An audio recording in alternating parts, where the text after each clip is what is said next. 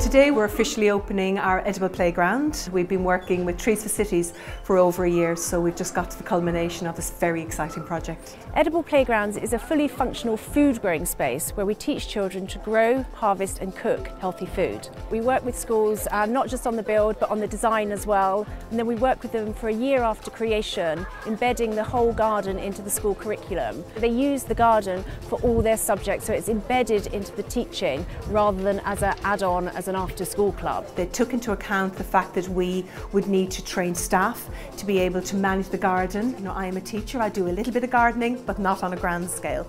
It will come naturally to some teachers, others will need support. So we're at that exploring phase, but behind the scenes we're working very carefully to ensure that every child gets a whole range of experiences of learning within the edible playground, because that's what it's about at the end of the day. We provide the school with a full service. So at the start of the build of an edible playground, we work with them to create a design that's bespoke to that school and to the needs of that school. And then we come in and create the vegetable beds, plant the trees. And here at Carlton, the school wanted a design that incorporated circles. So we've incorporated tyres and recycled bicycle wheels. On average, the school funds between 50 and 60% of a garden, and they will raise those funds in many different ways. For instance, at this school, their patron is Michael Palin, and so he's actually done some fundraising activities for them. He was very instrumental right at the beginning with the initial fundraising. I'm very positive about the school and the way it works. And this is just another way, an excellent way of improving their facilities.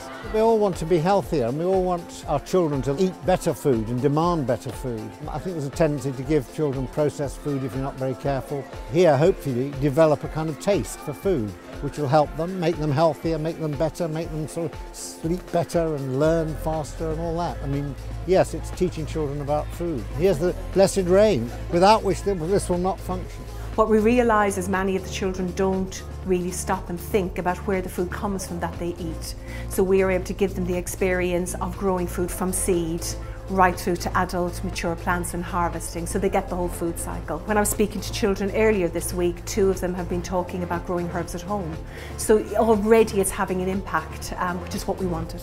I think it's wonderful. The children are going to get out of the building and learn to grow things in the open air.